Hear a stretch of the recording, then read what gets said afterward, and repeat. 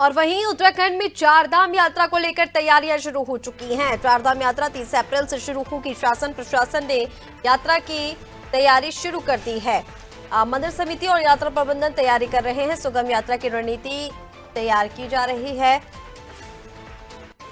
ताकि किसी भी तरह की कोई भी परेशानी श्रद्धालुओं को ना हो। और चलिए अपडेट इसी पर ले लेते हैं। अपडेट के लिए सोनू हमारे साथ लगातार बने हुए हैं। सोनू, चारधाम यात्रा की तिथि जब से तय हुई है कपाट खुलने की गंगोत्री और यमुनोत्री धाम की, तभी से इस पर रणनीति बनाना शुरू हो चुका है। और क्योंकि इस बार तो शीतकालीन यात्रा जो है वो भी जारी है, लेकिन एक बार फिर से चारधाम यात्रा शुरू होने वाली है, कपाट खुलने वाले हैं और इसको लेकर रणनीतियां शुरू हो चुकी हैं। क्या कुछ अपडेट मिल पा रही है चारधाम यात्रा की तैयारी को लेकर? बिल्कुल आप सही कह रहे हैं ऋषिका, चूंकि एक तरफ इस वक्त की अगर हम बात करें तो शीतकालीन यात्रा चल रही है और शीतकालीन यात्रा को बढ़ावा देने के लिए न सिर्फ उत्तराखंड सरकार बल्कि केंद्र की मोदी सरकार भी इसको बढ़ावा देने में सहयोग कर रही है। हाल ही में जब प्रधानमंत्री ने देहरादून उत्तराखंड का दौरा किया, एक दिवसीय दौरे पर प्रधानमंत्री यहाँ पहुंचे थे, उस वक्त उन्होंने अपने संबोधन में शीतकालीन यात्रा को बढ़ावा देने के लिए युवा खिलाड़ियों से भी आह्वान किया था। अब चूंकि मुख्य जो 6 माह तक संचालित होने वाली उत्तराखंड की विश्व प्रसिद्ध चारधाम यात्रा है, चूंकि कपाट खुलने का क्रम शुरू हो गया है और पहले से ही जो धार्मिक परंपराएं हैं, यमुनोत्री गंगोत्री धाम के जो कपाट हैं वो अक्षय तृतीया के समय पर खोले जाते हैं। हालांकि जो दोनों ही धामों की समितियां हैं मंदिर की, उन समितियों के स्तर से अभी समय निश्चित किया जाना है, जिसमें यमुना जी का कपाट खोलने का समय जो है ऋषिका वो यमुना जयंती पर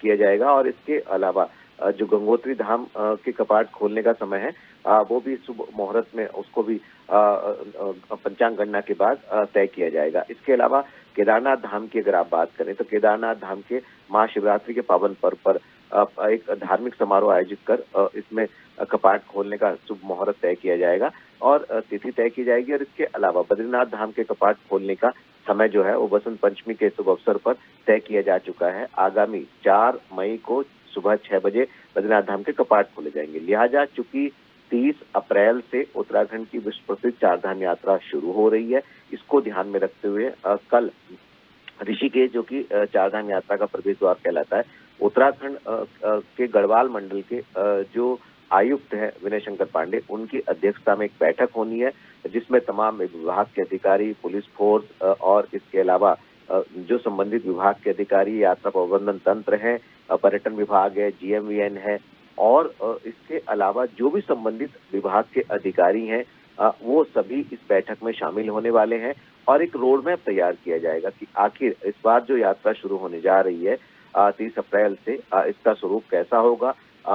जो अभी तक की यात्राएं रही हैं उनके अनुभवों को भी इसमें शामिल किया जाएगा, सुझाव भी लिए जाएंगे और एक ठोस रणनीति तैयार की जाएगी ताकि एक सुखद यात्रा, सुरक्षित यात्रा और सुगम यात्रा का संदेश जो है वो देश दुनिया के जो श्रद्धालु उत्तराखंड का रुख करने वाले हैं वो लेकर के वापस लौटे। तो तमाम तैयारी हम कह सकते हैं कि अब शुरू होती हुई हम देख पाएंगे आने वाले समय में।